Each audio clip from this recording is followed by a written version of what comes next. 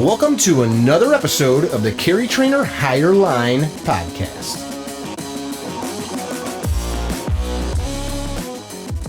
Hey guys, welcome to yet another episode of the CarryTrainer Higher Line podcast. I've got a pretty cool guest here today. You've seen him in all kinds of movies, but you didn't know it was him.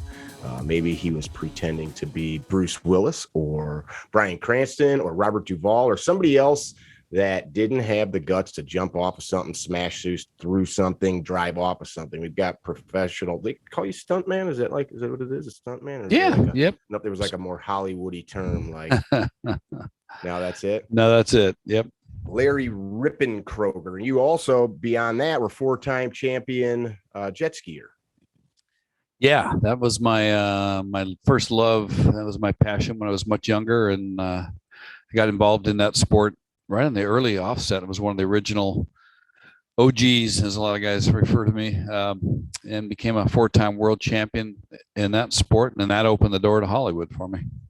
So just because you could do cool stuff on the machines, people needed your skills in movies. But, yeah, what happened was just luck with timing. The movie Waterworld, the Kevin Costner movie. What was that, about 2000? That was 1994. Okay, and I was way older. Yeah.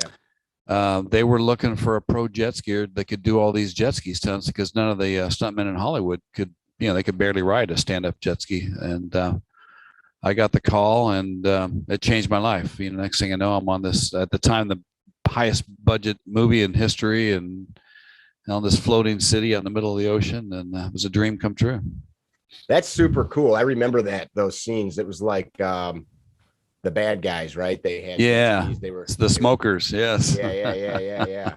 They were kind of like it was like reminiscent of like the Bandito Cowboys, rather than being on horseback, though they were on jet skis chasing it's like a Mad Max on the water. Yeah, exactly. Yeah. So you were able to show your stuff, and then probably, like lots of things in life, one thing led to another.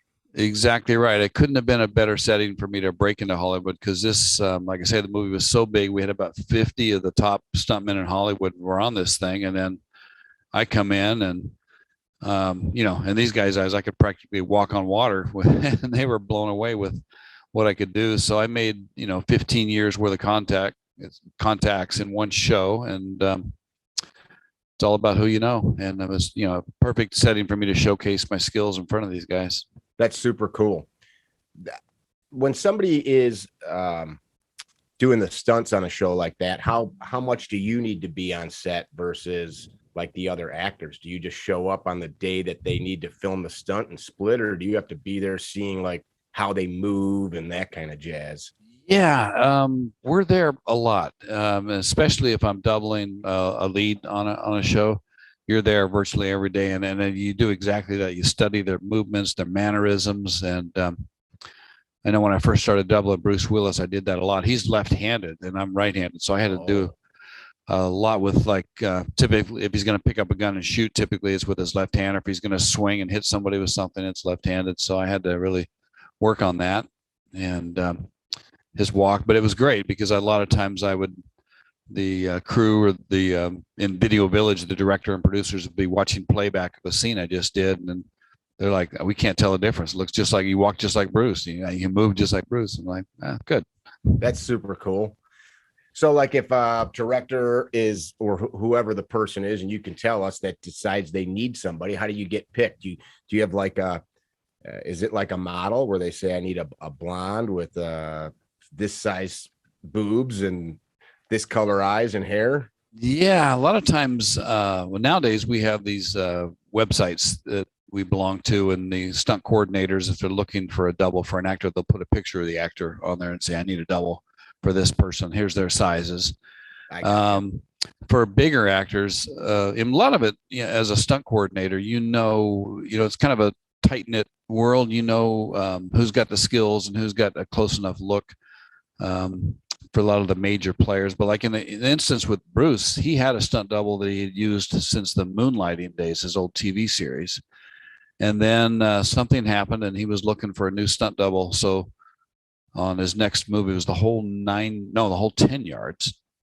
and the stunt coordinator put the word out through Hollywood that Bruce Willis was looking for a new stunt double. So like anybody and everybody that could potentially double him, hundreds of guys all came in and auditioned, and I kept coming in and getting called back as they tightened the field up, and then finally it got down to me and one other guy, I think, and then Bruce picked me. So you kind of get into a spot like that when that person does a film. It's just you show up and you're part of the crew because you know how to work their mannerisms and yeah. And then depending on actors, a lot of guys like to do their own stuff, their own stunts.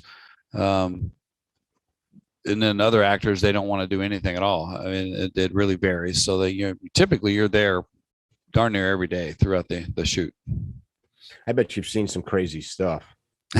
Yeah, absolutely. Oh my gosh, it's just some days we have a saying that like stunt work is 90% boredom, 10% adrenaline, because you're sitting around most of the time waiting for them to get to the stunt, and then now you got to be focused and you got to be on.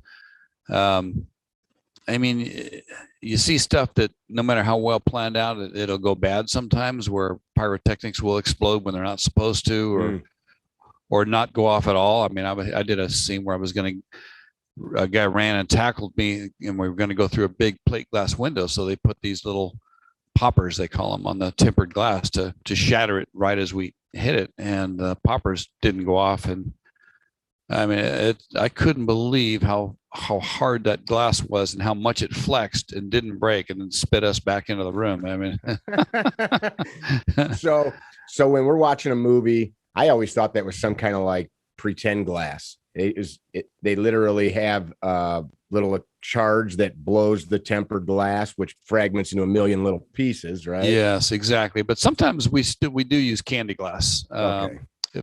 for smaller windows or beer bottles and things like that. That's all candy glass. But okay. With some of the bigger doors and windows, that's usually tempered glass. Yeah.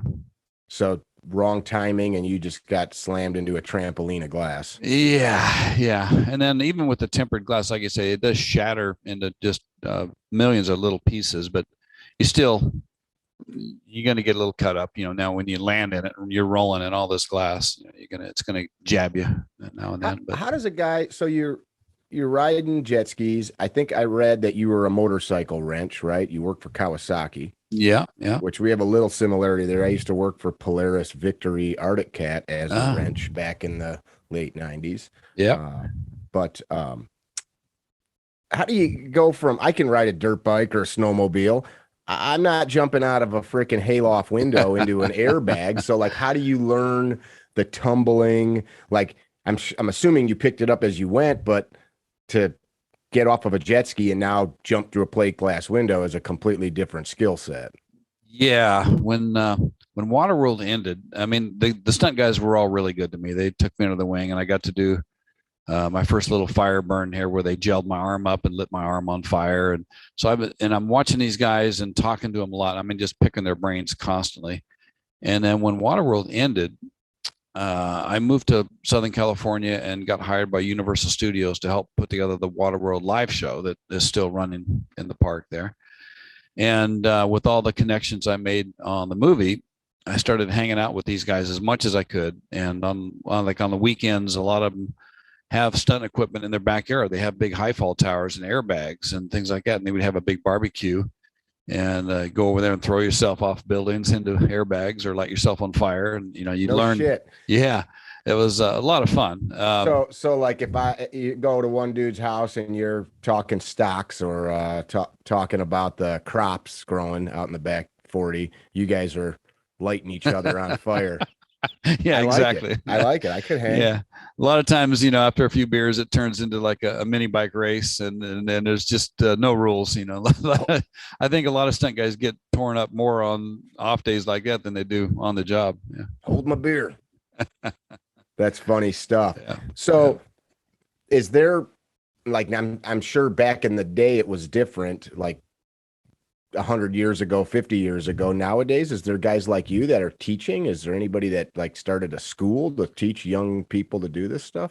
There are some stunt schools out there. I don't know a lot about them. I'm sure you can pick up a lot if you're real green and want to break into the business, that might not be a bad avenue to start with. There's stunt driving schools that have been around forever. And that was one of the things I was told early on. They said, in fact, when I moved to Los Angeles and was trying to continue my career, I had already been pigeonholed as just a water guy. And I'd call the guys I know that have a big show coming up. They're like, man, Larry, we'd love to hire you, but we don't have any water stunts on this. I'm like, so I worked really, really hard at becoming as well-rounded as I could. I went to these driving schools, which were phenomenal. By the time you go through these things, you have no issues at all. If somebody says, hey, jump in that car and come flying in here and throw a 180 and slide up to the curb in between these two parked cars, you're like, I got it. And you pick up a tremendous amount of skills with some of these schools that do exist. Trying to think of, I mean, for me, it was just becoming as well-rounded as I could. I would go, some of the local college gyms would have open tumbling nights and some martial arts. A lot of guys that are into martial arts can become stuntmen. So I would go and train with these guys as much as I could, and just trying to pick up every skill that I could possibly get. That's very cool. Do you find yourself, maybe not so much anymore, but did you find yourself like, as you're driving down the freeway, like, I wonder if I could do this, or like sitting with your wife at dinner, like scanning the rafters of the restaurant, like thinking, could I, what kind of shit could we come up with? Oh, absolutely. Yeah. That reminds me of one of my first dates with my now wife. We were following a truck that had some big boxes on the back, and a box blew off and landed right in front of me. And it was just, instantaneous reaction. I pitched it and got around it and swerved and got right back in the lane and didn't miss a beat. And she looked over and she's like, wow. So it helped impress my future wife. I got you, babe. It's sort of my thing. Yeah. That's funny. But sometimes it can get you into trouble, because I've been driving in snow and it's like, oh, it'd be fun to throw this thing. So you grab the emergency brake and lock it up, and you drift. The next thing you know, it's coming around a little too far. And I don't do it when there's other potential cars around. I don't want to hurt anybody, but you gotta, once in a while you gotta contain yourself. But the crazy thing is, I've found that I drive, after crashing a lot of cars on movies, I find myself driving very conservatively when I'm on the road and everything, because you just learn how easy it is to lose control of a car, and makes you a better driver all the way around. That's pretty interesting. So pushing the limits is opened up how easy you can hurt yourself or hurt others. I'm involved in martial arts, and if you talk to a lot of guys that have been in the fighting games for a long time, most of them say the same thing about something like as simple as like running their mouth. You never know like how easy that can escalate into some crazy full-blown violence. And so kind of the same thing, like you just realize what can really happen. Yeah. The martial arts guys that have been around, that was one of the things I was surprised to learn from them, is they're all about de-escalating a situation, even though they've got the skills where they could, some guy's drunk and running his mouth, and as tempting as it might be to take this guy's head off, they're all about, let's just de-escalate the whole thing. I don't need to show off. I don't need to show you what I can do. Just get along with our lives. So unless it's a pretty young guy that's still got a lot to prove, then I still see those guys kind of wanting to. Yeah, I suppose that exists. Yeah. You got any stories on movie sets that you're allowed to talk about, meaning like it won't hurt your career or offend anybody? I've known a handful of people in Hollywood over my life, and a lot of them I just like, let me rephrase that. Several of them are the kind of people I would not want to like be friends with. You see like any temper tantrums or any just like weird goofy shit like that? Yeah, I've got hundreds of them, and once I get going, the one will remind me of another. But oh boy. Well, I mean, because you got kind of an interesting role where it's not an insulting thing. You've done all these 100+ movies, right? Yeah. But people don't know you because on purpose, your face is supposed to be hidden. Yeah. But you're there watching all of this stuff and all these people that go about their life. Yeah. I mean, most of the time, about 99% of the time, you'd never be able to tell it was me. Once in a great while, you'll get a little act. one of the good pieces of advice I got early on is take some acting classes as well as all your stunt training classes, because a lot of times they're looking for your audition for a bad guy, a thug, and you might have one line of dialogue before they shoot you or beat you up. And so you got to learn the basics of acting. So once in a while, you'll see me on screen for a recognizable moment. Matrix Reloaded was a good one where I was playing a cop when Trinity was going the wrong way on the highway, dodging traffic, and she looks over and there's a cop pacing her, and I look right at the camera and you can totally see it's me. And then a second later, I morph into one of the agents there. But I mean, all the actors, everybody's human. I mean, rarely, if the movie's long enough and there's all kinds of different personalities, you're going to see some conflicts, some a lot worse than others. I mean, Steven Seagal has the worst reputation in Hollywood. He's, I want to work with him. I never did, thankfully. I have no desire. So really, he's got the worst reputation in Hollywood? Absolutely the worst. I've heard that from people, but the people saying it are not in your position where they're. I've heard story upon story from stunt guys that were there. Stunt guys he's hurt in fight scenes. He doesn't pull his punches half the time, and he hurts guys. You know, there's no need for that. You're just making a movie. And let's see. I mean, so stunt guy and him are doing a scene, and he would purposely clock him. Yeah, knocking guys out and breaking bones and just. I'd probably get up and have an issue with that. Yeah, I did get knocked out one time on a show. It was I was riding a dirt bike down this alley, and this actor runs out and rips a board off a fence. It's supposed to hit me across the chest and knock me off the dirt bike. And so we did the scene, and now it's time for his close-up of his macho moment of hitting me with the board. So I'm just basically sitting on the bike, and the camera's on one side, and it's his big moment, and where he's coming in, he's going to hit me. And so I got my hands on the handlebar, and I told him ahead of time, I said, you obviously hit me from here down, above the elbows. He goes, don't worry about it. I've been in this business forever. Blah, blah, blah. So, and it was a balsa wood plank, but he swung that thing. And when he did, instead of it coming flat, he turned it vertical. So it caught some air, and it came up and caught me right on the chin. And I came to on the ground and felt like my jaw was twice the normal size. And my first words were, "Where is he?" they had sent him home before he even came around. So, yeah.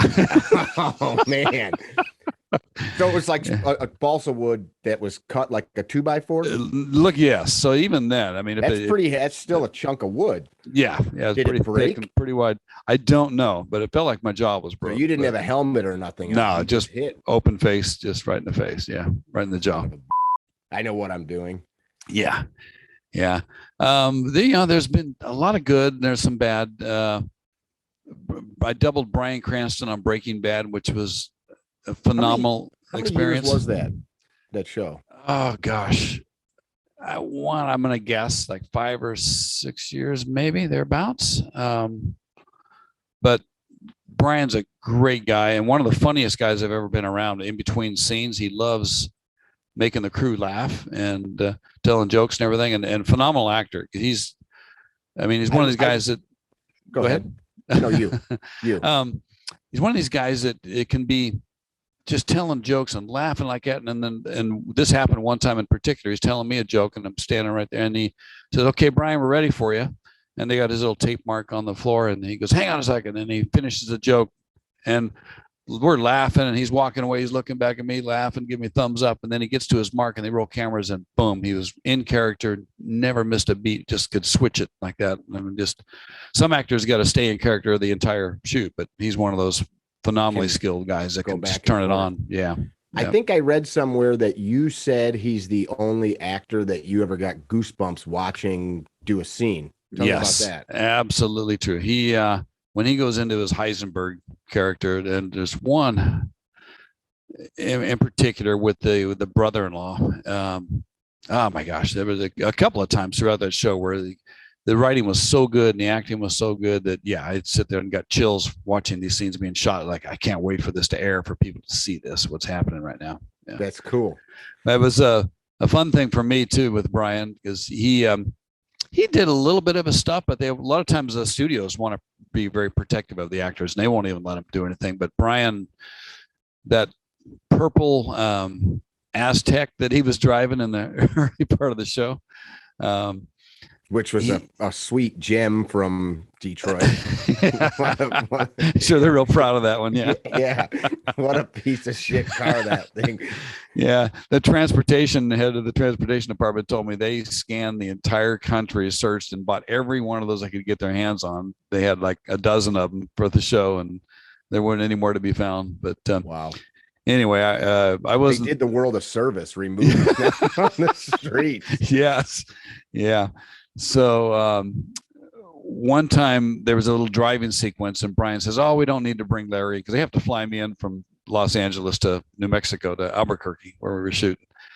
And he said, "Oh, we don't need Larry for that. It's just a simple driving thing, just taking off fast from the house going down the street." And sure enough, he lost control and slid up over the sidewalk and hit a tree. Oh, scared everybody. They thought he was hurt. He stepped out and he was laughing about it. And I think they nicknamed him Crash on the call sheet from that for a couple of weeks after that. And but the great thing about that is anytime from that moment on, anytime there was anything at all, if he had to run down the street, it's like, I'll bring Larry in just in case. And we can't hurt this guy. Yeah, a lot of times you're there just as insurance, just in case. And there's days where you sit there and you never do a thing. Just be the actor ends up doing it all. What would you do? I don't, most of my working career, the last almost 30 years, I've not the kind of person that can sit around. Like I've got friends that do jobs that are at a desk or something like that. What would you do? Because clearly you're a physical guy. What would you do for 8, 10, 12 hours waiting for your name to be called? Honestly, that's the hardest part. You train so much for this stuff, and then you get on set, and it can be very boring. You just try to, like on Waterworld, we had such a big crew, and there were a lot of days where they didn't need us at all. So the card games broke out back in base camp, play a lot of cards, and we had basketball hoops and things like that. On a typical TV show or movie set, you don't have that luxury. So you just, nowadays with cell phones, you spend a lot of time on your phone, texting or playing games on your phone, anything just to kind of pass the time. The most challenging thing is staying away from craft service because you train so hard to be in shape for this stuff. And then you got this whole table of junk food that is not the best thing for you. But, eating out of boredom is an issue from time to time. Why don't they provide you guys some healthy food? They do to a degree. There'll be a section that has fruit and vegetables and dips like that. But the majority of it is for like the grips and electricians, the crew guys, they like their donuts and pastries and coffee and, all those sort of things. So they have to have a larger percentage of food like that on set. What's so cool looking at you? You're a good looking dude, but I would not look at you and be like, that guy could pretend to be Robert Duvall or Bryan Cranston or Bruce Willis or who else. Yeah, it's surprising to me what the makeup department can do. A lot of the stunt guys have called me I'm going to draw a blank here. The Chameleon, yeah. In Guardians of the Galaxy, you were the character with the blue head. And Yondu, yeah. Yeah.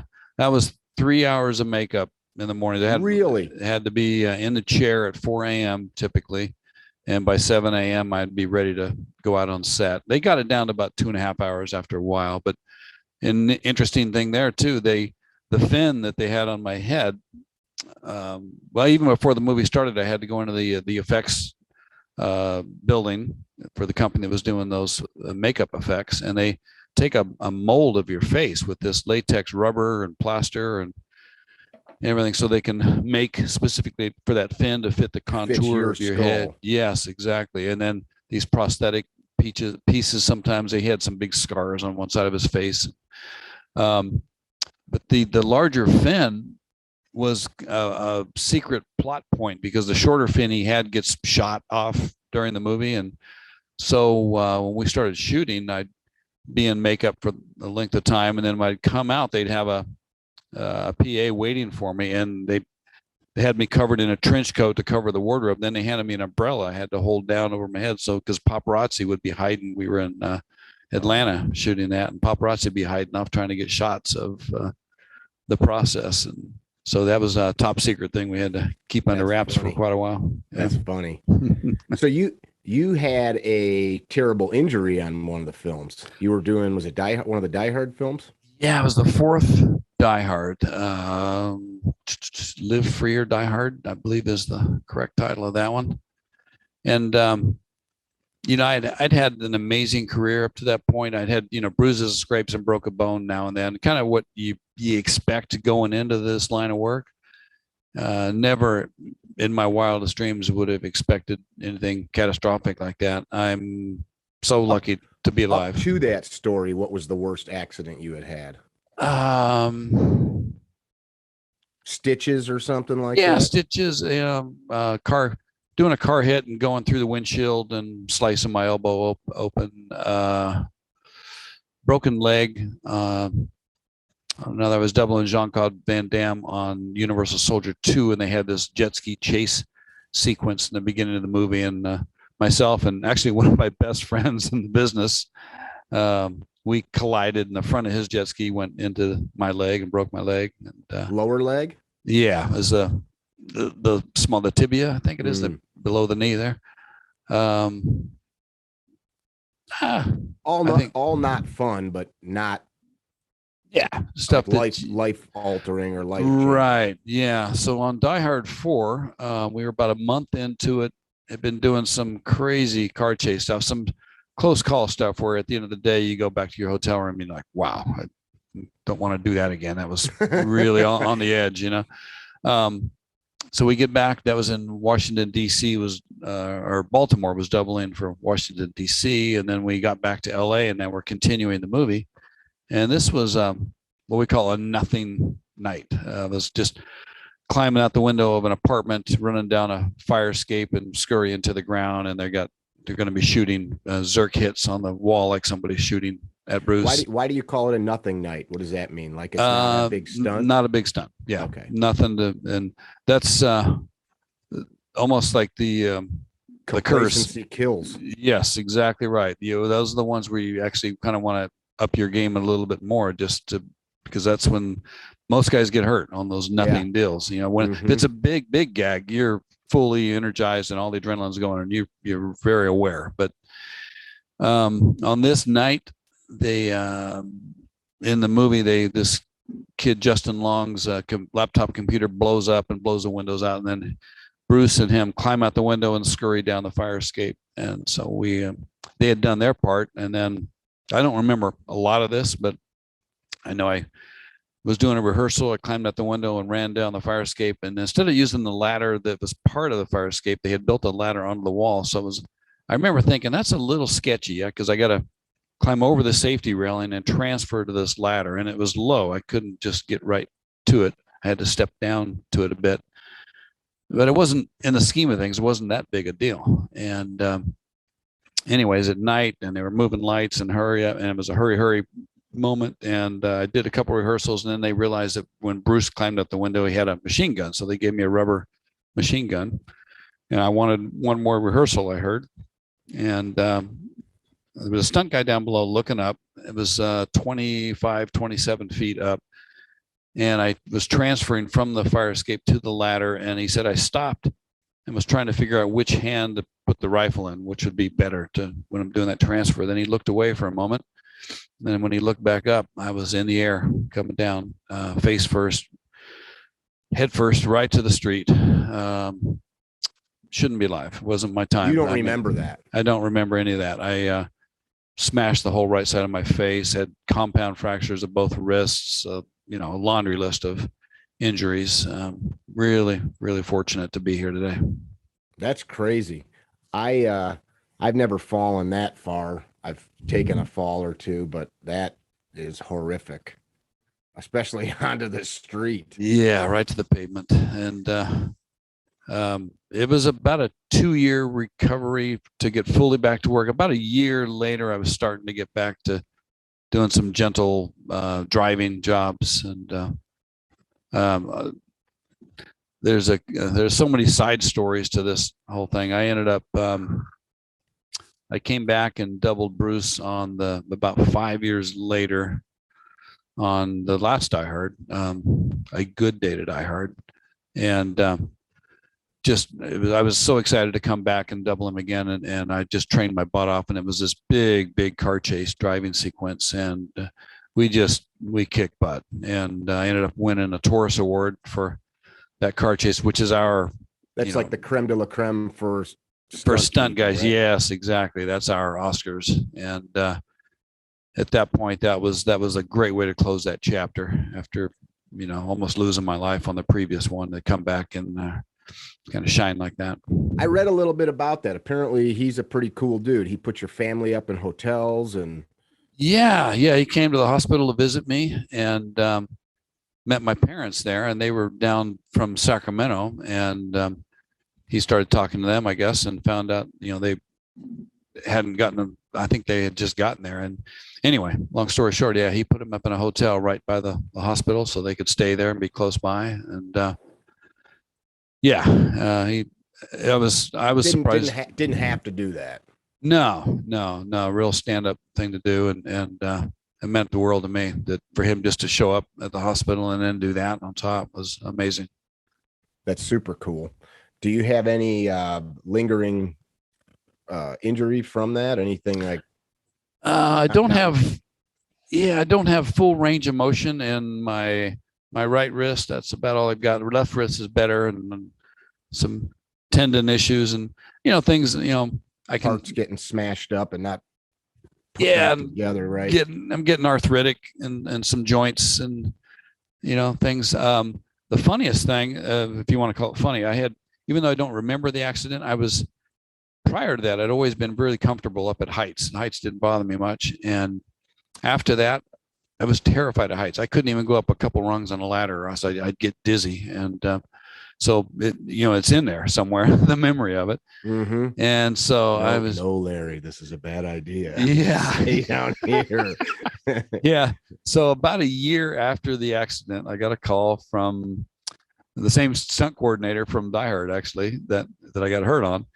And he says, "Hey, how you doing? Can you drive at this point?" And I said, "Yeah, I just went through my second surgery of my wrists a few weeks ago. I've got wrist braces on, but if it's just ND driving, where you're nondescript driving, where you're just part of the traffic pattern when the hero cars come through," said, "I can do that." And he goes, "Yeah, okay, great. We're shooting out in New York and I'll fly you out." So I go out to New York, and it was on this movie called The Other Guys with Mark Wahlberg and Will Ferrell. Yes. Yeah. So I'm there for a week or so and doing driving. And then at one point, Brad Martin comes over, the stunt coordinator comes over and says, "Hey, we showed pictures of all the stunt guys to the director, and he picked you to work on first unit tomorrow. So go to wardrobe. You're going to get fitted in a business suit." All right. So I do that. And then the next morning I go out on the first unit, where the actors are.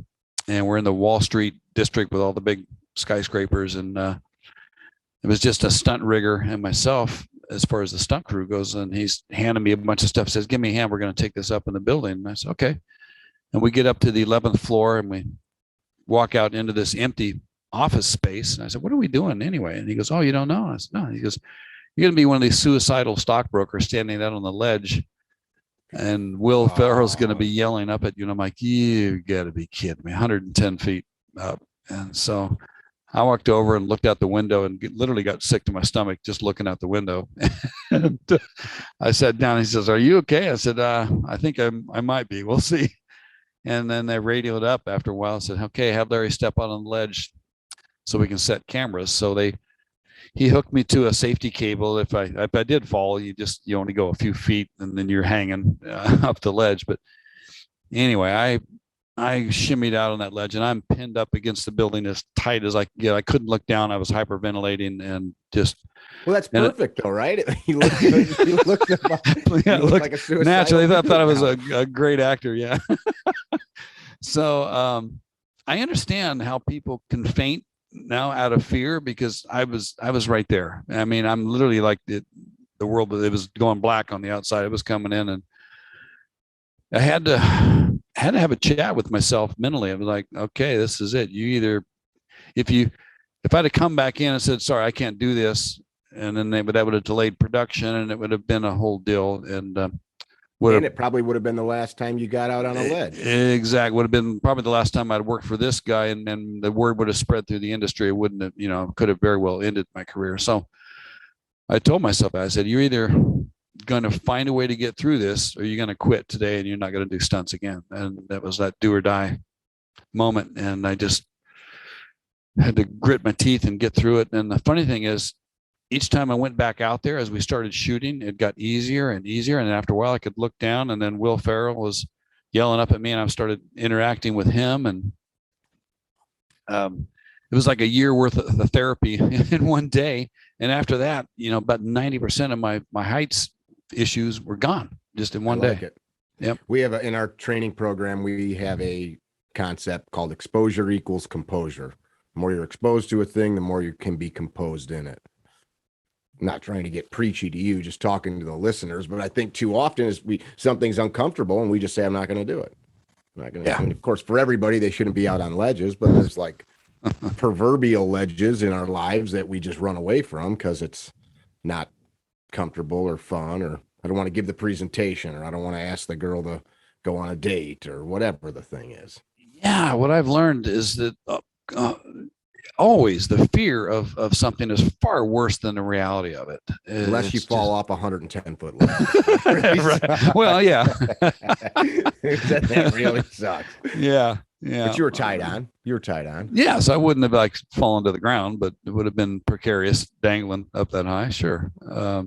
There's a funny element in that whole story too. I had previously worked on Old School with Will Ferrell, and when they formed that college fraternity, the older guys, and the stunt coordinator on that is my best friend, the buddy that broke my leg on the other movie.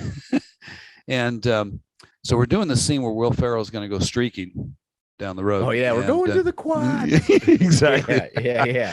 And so I'm in the first car, and there's a couple other stunt people behind me, and the Tom Harper, the coordinator, tells me as little as possible. He says, "Okay, Will's just going to be running down the street. On action, you just pull away from the curb and go like 15 miles an hour, and just whatever you do, don't hit him. Just he's going to be ad-libbing and all that." And that's all he told us. And I said, okay. So we get set to go, and the walkie, I hear, okay, roll cameras and action cars. And I see Will, he's about 100 feet down the street. He's got a bathrobe on, and there's somebody standing next to him, and action cars. And I pull away from the curb, and I'm just cruising up the street, and then I hear action Will. And basically the wardrobe gets yanked off him, and he starts running down the street. And I'm like, holy cow, this guy's butt naked except for his running shoes. And, so he's coming right at me. So I'm slowing down. I'm slowing down now just a couple miles per hour, and he's banging on the hood of my car. He's just coming up to me. Then he gets right next to me at the driver's window, crotch height, and jumping up and down, going, "We're going streaking," with everything flopping right there next to the window. And then we go a little bit further, and they yell cut, and I can hear on the radio the whole crew just cracking up, laughing their asses off. And the coordinator comes on the radio and goes, "Hey, Larry, how was that view?" So fast forward to other guys.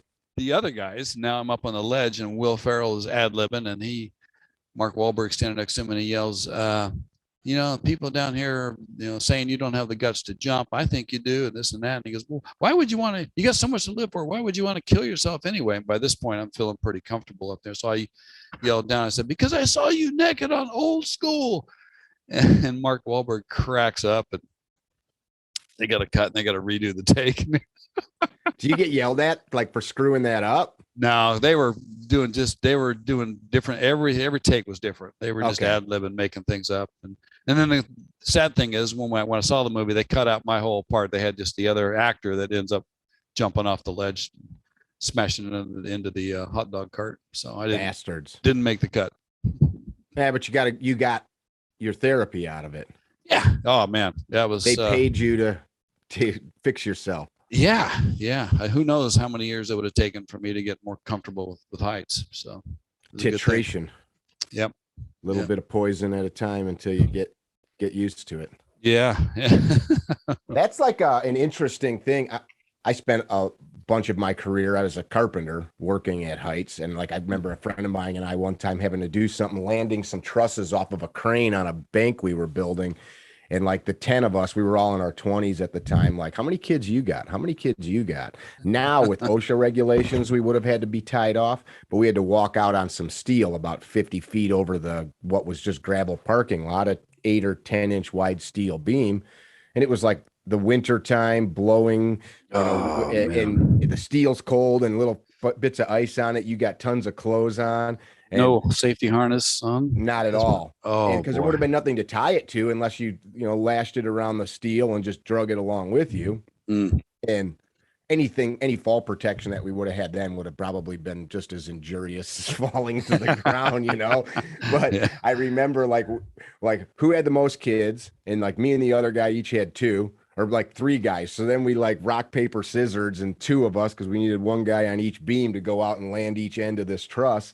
And we came back and I'm like, this, man, like getting $40 an hour or whatever. And like, yes, for that truss, right there. Yeah. I've had days like that where you get back to your home or your room and you're just like, what was I thinking? That could have gone so bad, so quick. I mean, which brings me to, the one stunt that sticks out in my mind is was crazy. And believe it or not, it was for MTV.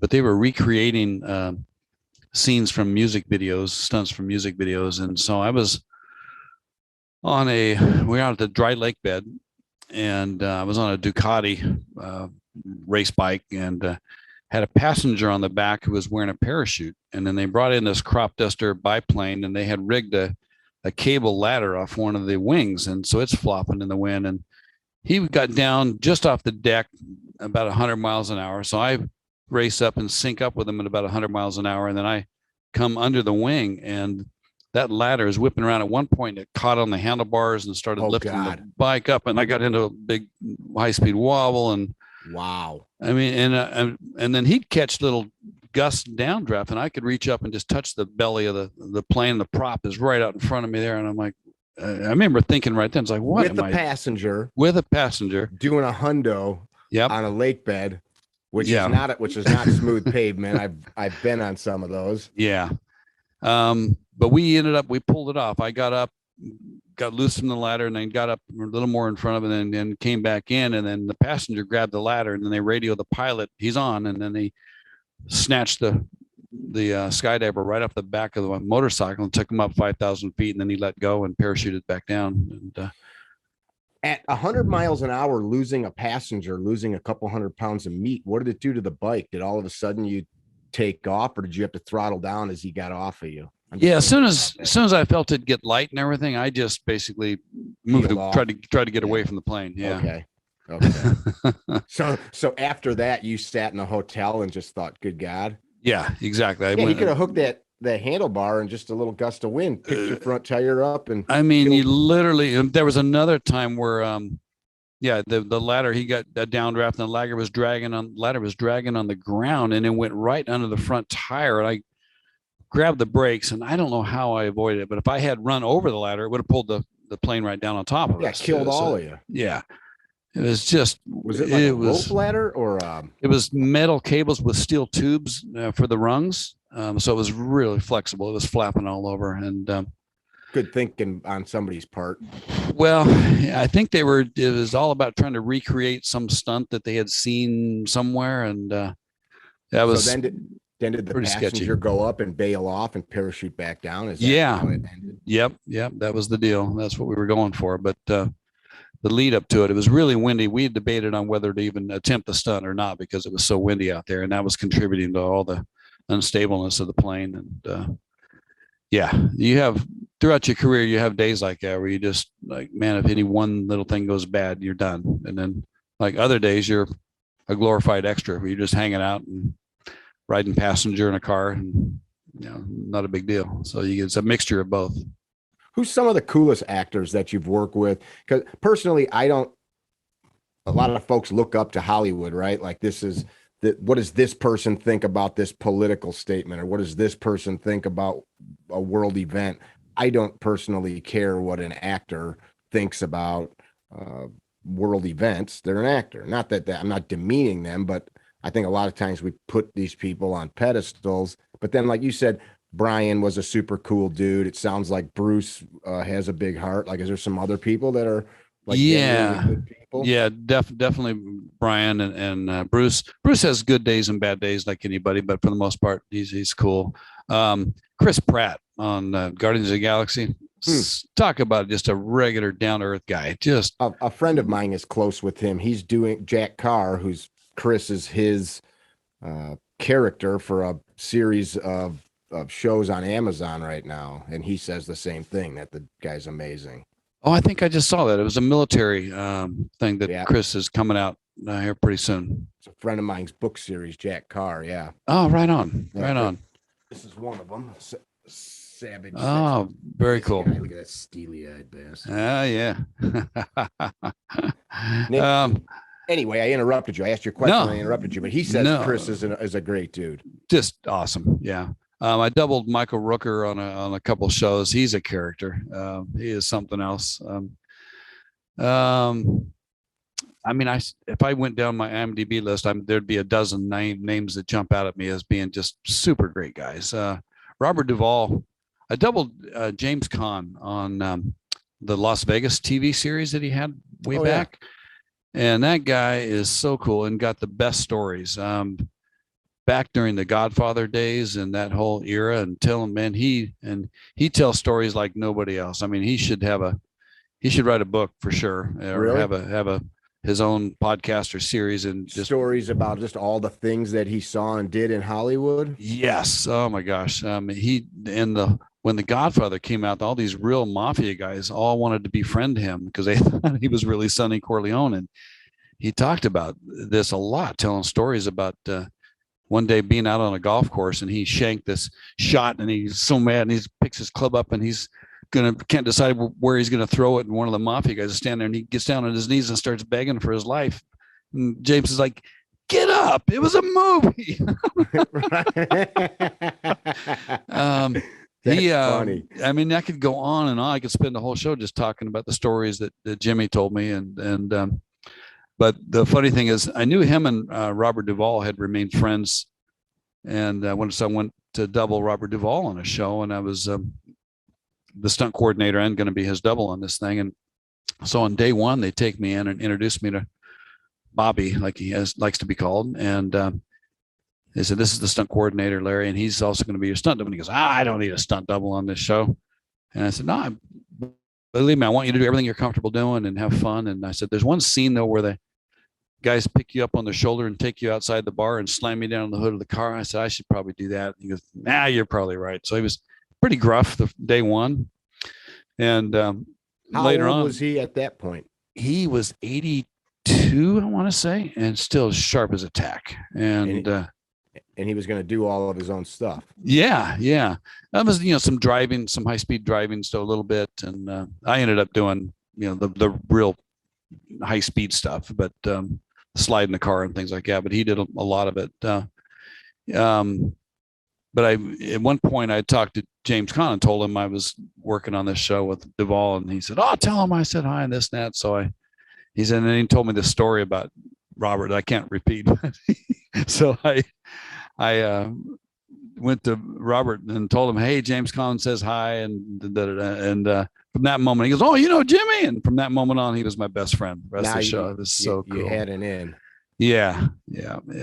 Just the stories these guys could tell from that whole era. James Caan actually got arrested one day where they thought he had murdered this guy, and it was all wrong, but just the circumstances that led up to it was just a fascinating story. I mean, I could go on and on and on with. They thought he murdered somebody because of what was happening during a film. Well, no, they found a guy that had fallen from this hotel that landed on the street directly below his balcony, and so they thought that Jimmy had and this guy had gotten in a fight, and Jimmy threw him out the window and all this stuff. And there's a lot more to it that I can't really get into, but yeah, that's crazy. Oh my gosh! If you could go back, would you be a stuntman again? Yeah, definitely. You wouldn't change it. I wouldn't change it. I mean, I'd certainly, knowing what I know, I would do a few things differently. Everybody's, I mean, life experiences will make you wiser, but I think it's one of the best careers you could ever have. It's so much fun for the most part, other than the injuries. And, you get to enjoy Hollywood. You get to see how, how movies are made. You get to rub elbows with some big stars. And Is yet the pay good? Is it worth it? Yeah, we're members of the SAG, the Screen Actors Guild, so it's all union. And the great thing is we get residuals on these shows. So when they rerun or they show in other countries or different formats, so you get what we call mailbox money, where you used to get stacks of checks in the mailbox. Now it's all just electronic direct deposit. So you work on something like I still get Waterworld was my first movie, and I still get $500 in residuals each year from that thing. It just goes on and on forever. Yeah. That's super cool. Yeah. It's a tough business to break into. It's like anything, you gotta know somebody, or you gotta win a title at something and have that notoriety, and then they need that skill for something. But and I think it's easier to get started as an actor if you can take acting schools and then get an agent and audition and maybe get parts and kind of work your way up there. But as a stunt guy, it's just all who you know. Very cool. Well, you said that you would change a few things. What would you change? Oh boy. Well, I mean, certainly on the fourth. There's no value in having wisdom if you don't share it. Well, there's still a part of me that wants to know like what happened on Die Hard 4 on that nothing deal. I would definitely be a lot more focused or pay a lot more attention that night. In the earlier days, there was a lot of practical jokes that went on set if it wasn't a real stressful show, and amongst stuntmen messing with each other. And I almost got fired over one that that's too raunchy of a story. I can't really tell you what was going on. There's nothing too raunchy, and if we have to, these are all edited, so let's hear it. And if it's horrible, we'll edit it. Well, raunchy is an interesting term, anyway. You just talked about Will Ferrell's penis next to your face. So. Right. Good point. Yeah. Oh, there's a thing where, and I have no idea. Now that I'm older and more mature, I'm just going to shake my head like, but some of the stunt guys, we were on Matrix Reloaded, and we'd be out on this freeway set, which was amazing. We were up in the Oakland area, and it was old, a closed down Air Force Base. And so the runway, they converted into that freeway with the overpasses and everything else. So we had a completely controlled environment for that car chase. And throughout the day, stunt guys would sneak away when we'd have breaks and go to this one guy's trailer, his room, and take a dump in his toilet and leave it. Basically.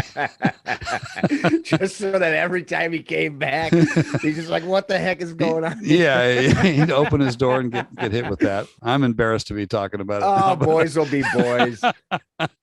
But so this was going on, and we'd be laughing about it at lunch because they'd be snickering, talking about it. And then you'd see him come in all huffing and puffing because somebody got him again, And so one day, after a couple of weeks of this, I'm out on set, and we get a break, and I go, hey, I got to go back to the Porta Johns, and I got to take a 10-200, we say, and the guys are like, hey, go to Will's room. And I'm like, no, come on. So they talked me into it. So I go to this guy's room, and I open his trailer door, and he's got chairs and tables stacked up against his bathroom door, like blocking you. Yes. So I undo everything, and I go in and I do my business, and I put everything back the way it was, and I come back, and now I'm giggling like a little school kid.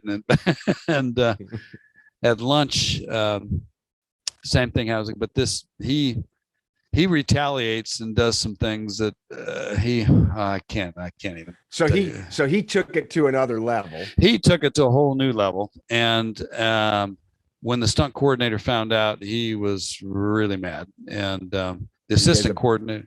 So he basically, yes. And nobody got to go home at the end of the day that day. We had a big meeting, and the worst thing was I only did it the one time that day, and then they made, okay, I want to know who's been doing this. And I looked around and I saw the other guys that were multiple offenders, and they raised their hands. And so I had to put my hand up, and Yeah, the stunt coordinator was giving everybody the look like, How embarrassing. you won't be back tomorrow. But thankfully, he was so cool. R.A. Rondell is the coordinator, and that's the man that gave me my start on Waterworld. And he's been a great friend for my whole career. He's done more for me than anybody, I'd say. And he was cool about it. He just said, "Oh, look, I'm not going to be mad at anybody. Just it's good. All this has got to stop. We're here to do a job." And we all toned everything down. And so anyway, that's the biggest Keep your answer. shit to yourself. Yeah, I think that's the first time I've told that story publicly. So well, there you go. now you did. That's pretty funny. I've actually, not to sidetrack you, but I have heard. I actually had another guy on this podcast. I won't say his name because he'd be pissed, but he was a college ball player for a D1 school. And he has a whole series of stories around poop in his teammates. And it's like, some of it, I'm like, what the hell is wrong with you people? Like some of the stuff. And I know his wife, she like told me, I'm like, and they were dating at the time. I'm like, you did this shit around your girlfriend? Like I'm a raunchy dirtbag, and like I wouldn't have done it, but I've heard this kind of stuff from multiple people. So yeah, we are still monkeys inside. I think we're still 14 years old, no matter how old we get. Yeah. Mm-hmm. Yeah, that's funny stuff. But that's to answer your story, that's probably one of the things I would change going back. Yeah, probably. So maybe been a little bit more serious on set. Yeah, a little more serious in the early days. But a lot of it was older stunt guys that have been in the business forever, and I'm just taking my cue off of them. And it's like, oh, I guess this is okay behavior on set. And that's how we learn, though. You push the envelope until the back wheels come out and you're wrapped around a tree, right? Yeah. Oh boy, yeah. There was another car chase scene where it was me and two other guys, three of us as cops, and I'm in the tail car, which is a tough place to be because you're out on the whip as you're sliding around corners, and you're really having to throw this thing sideways and get way out there, and it can get pretty hairy. And we were doing this car chase, and the director wanted us right on each other's bumpers throughout the whole chase, and we're doing 60, 70 miles an hour at a time, weaving in and out of head-on traffic. And I remember there was a bus at one point. The first car makes its move, the second, and by the time I get there, the bus is already another 15 feet further ahead than it. I don't know how I missed him, but just ragged edge stuff. We were heroes, and that's it was scary. Last shot of the show, and everybody's already kind of feeling the relief, and we're getting ready to go.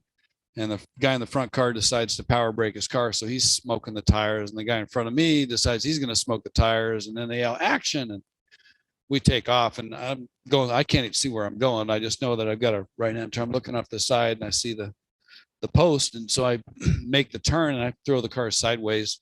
And I still can't see where I'm going really. And all of a sudden, it got a little too far, and I let off and it swapped back. And right as the smoke clears, I'm going right to the sidewalk and crunch up on the sidewalk, and I hit a tree.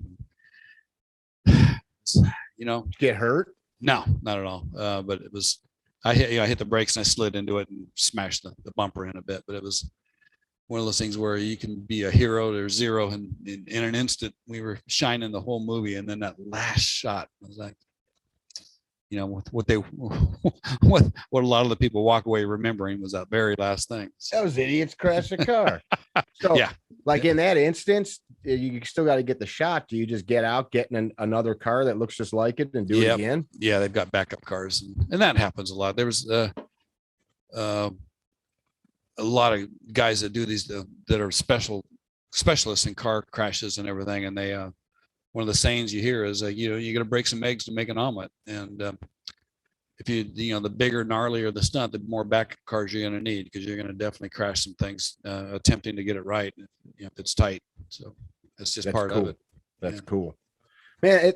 I think there's so many unique jobs in the world that people do, like Lee Majors had the show The Fall Guy, right? And the whole thing was the premise of like, nobody knows who I am. I'm the guy that makes all these people look good. I think we all probably have that stuff in some capacity. Like, a chef can't do what they do without the people that are prepping food, and, et cetera. There's so many things like that we just take for granted. Like, watch a movie, all the nuts and bolts that go into it. It's not just the big, the big names stepping out and doing their Yeah. You're absolutely right. There's so many moving parts to these things, and all the different departments have to work together, and it never fails. Unless it's a giant, studio movie, they don't have the money that they really need to do it right a lot of times.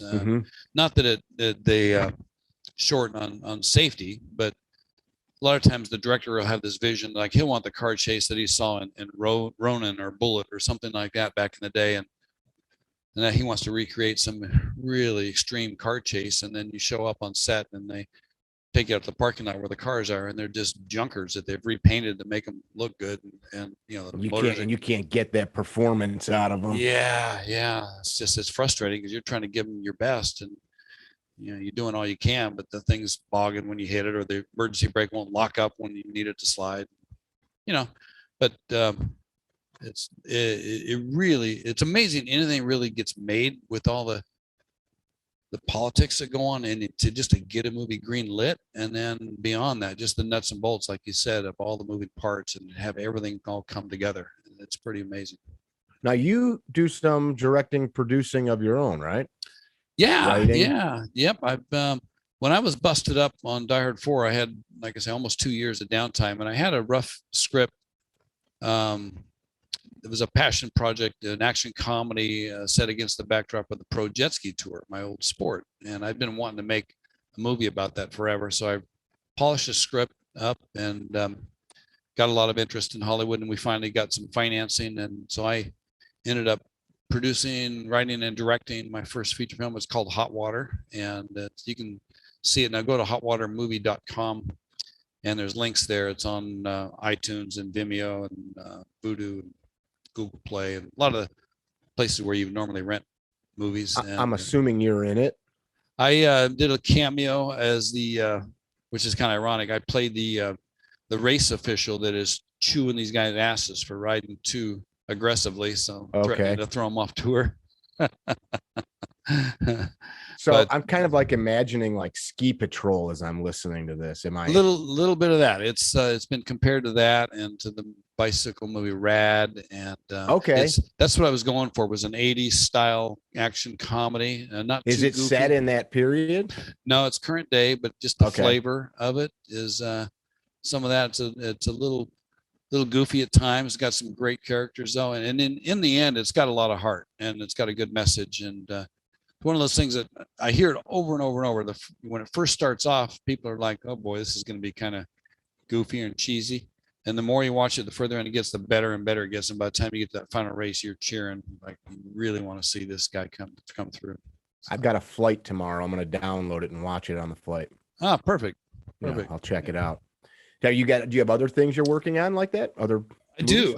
I have I'm trying to, at this point, beginning to transition out of stunts. I'm doing much more stunt coordinating as opposed to stunts, but also at the same time, developing a couple other scripts to produce and direct. And my second script is getting a lot of traction, and I'm hoping, well, within the next 2 years, maybe within the next year, that we get to start rolling cameras on that. And I've got many more behind that. I've got probably a dozen scripts in my head.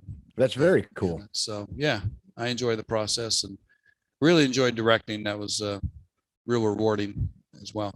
Have you done training for that, or is it just something that you've watched, done enough?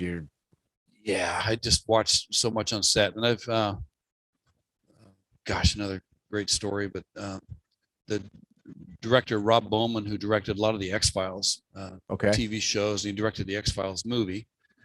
As a matter of fact, and I have another recognizable acting part on that, where you see me on screen for quite enough to really recognize me before they blow my brains out. But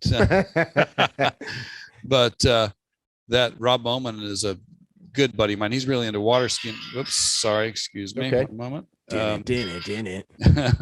And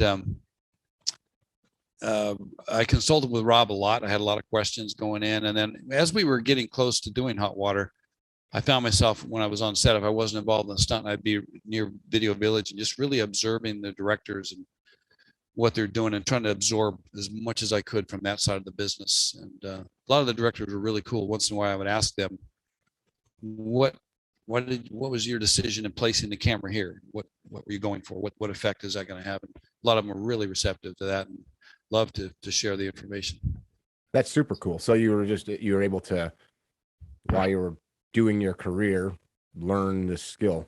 Yeah, and I learned a lot on hot water, and I'll just get better and better as time goes by. So, do you do any camera work yourself? You got any skills behind a camera? Yeah, I've gotten. I do a lot of drone work as well, and then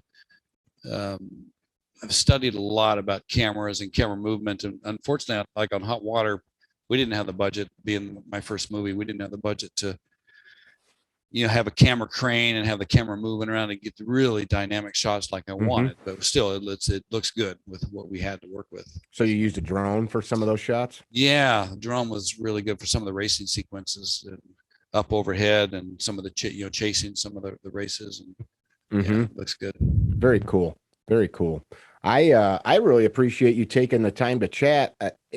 It is amazing to me how many different varied people are in this world with their stories, the totality of your life, like what it's brought the world, right? All these different movies, all these different cool scenes and shots, and we take it for granted. You sit and watch a movie and there's so much of this stuff that now everything's explosions and just like it's almost like yeah, whatever, more stuff's blowing up, more crazy things are happening, and you just have no concept of how much stuff goes into it. So thank you for entertaining us with all that.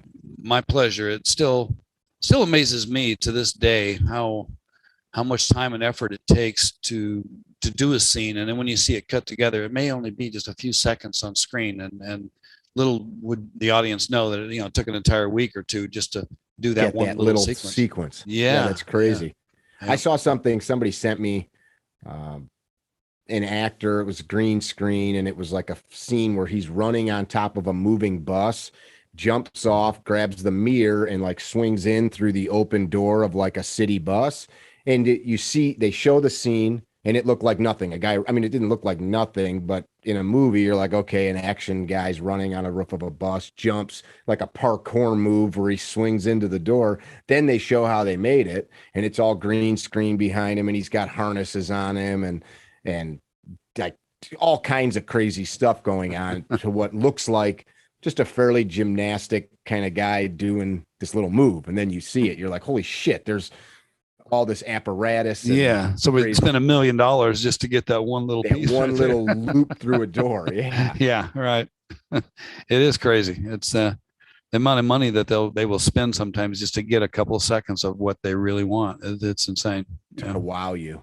Yeah. Well, I guess that's probably guys like you is what makes it worthwhile, though. Or if you can do some of the stuff without having to create tons of apparatuses and time to CG things. And there's been a couple of rewarding moments where they've had production meetings, and it's interesting too, because each different department will be lobbying to have more of the money go to their department to do things. And nowadays with all the CG, the computer generated stuff, you get that a lot. And like on Matrix Reloaded, the RA was telling me that during early production meetings that they wanted to CG so much of the freeway chase scene, and RA was like, no, let me bring in my guys, give me a couple of weeks of rehearsal, and we'll do it for real. And so we did, and it looks better no matter what anybody says. CG can enhance things or whatever, but usually the audience can tell if it's not. I mean, it's gotten a lot better than what it was, but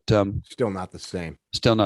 Yeah. So how's Keanu Reeves? Everybody always talks about what a nice guy he is. One of the greatest, most generous guys in Hollywood. The entire fight team, like when he has to fight a bunch of replicated Mr. Smiths in that Matrix Reloaded thing, they had a whole team of martial arts guys that rehearsed for like a month to get all the fight choreography down. They were rehearsed with Keanu each day. He would come in for a bit too. And anyway, when he saw the work that these guys were putting in, and when that show ended, he went to the local Harley dealer and bought every single one of them brand new Harleys. And that was just one of many things like that that's cool to hear.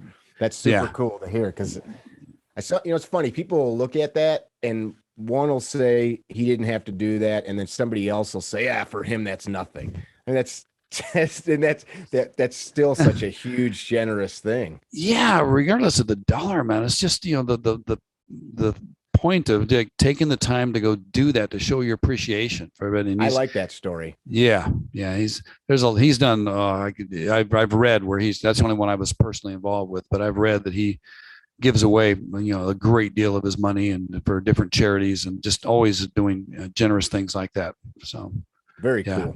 Yeah, now I'm going to have to go look through some of the movies and see if I can find your face, see where the editor screwed up and left your face in there a little bit. Yeah. I just watched The Other Guys the other day. I haven't seen it in forever. My nephew, who travels with me, we were on a road trip and found it on Netflix while we were in an Airbnb, and we watched it and laughed our butts off. I haven't seen it. Can't see me in that one, but that's one too. If I'm going through the channels and it's on, I'll usually stop and watch it. And the other guys in Old School was another one where just I haven't seen that in years. I'm gonna have to check it out. And I'll never look at Will Ferrell again and not I know a guy who actually saw that dude's dick. That's what the title of this podcast is going to be. Right? Yeah. Perfect. I'm just joking. I really appreciate you taking the time to just come and share some of your experiences and chew the fat. It's super cool just to hear about stuff that normally we don't get to hear about. Parting words, the people that are listening, watching, if they never crossed your path, never knew you in person, what would you leave them with? Boy.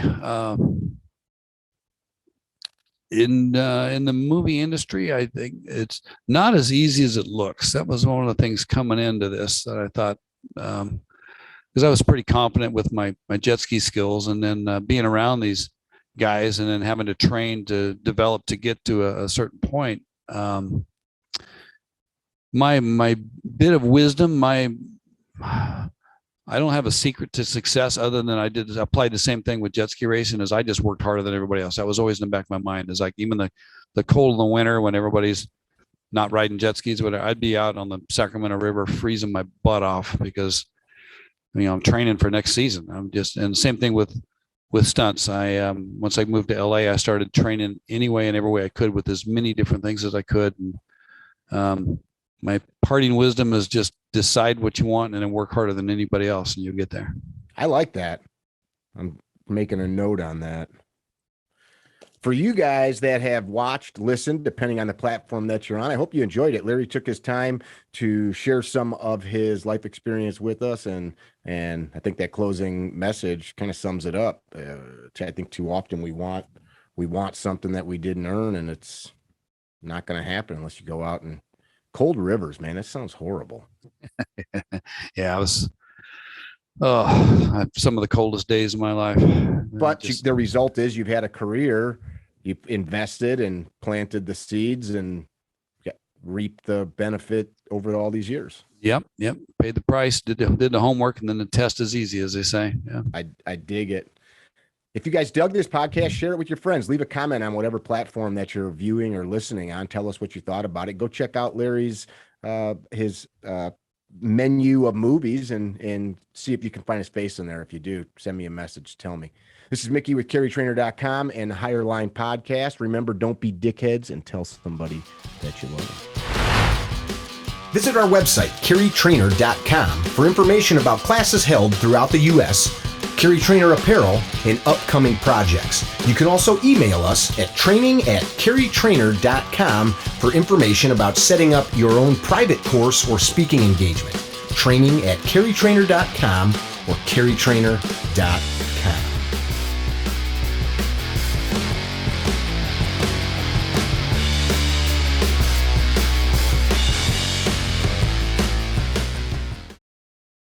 Hey, little brother, what do you think of Gunfighter Gun Oil? I'm going to have to show you.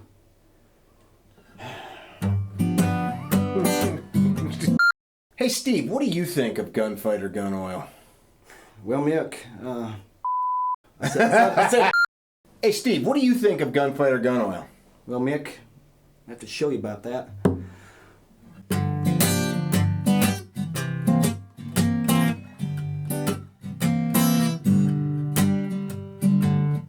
Gunfighter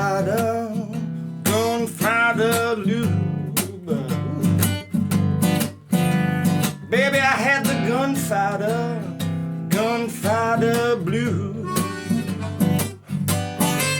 But then I got me some gunfighter lube.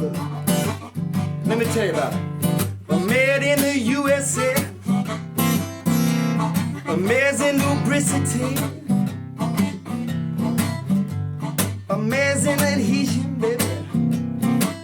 100% synthetic, but it's gonna last you. Gunfighter, gun old baby. Took away my gunfighter blues. I'm still working on it, but you know. So you like the lube? It's the best.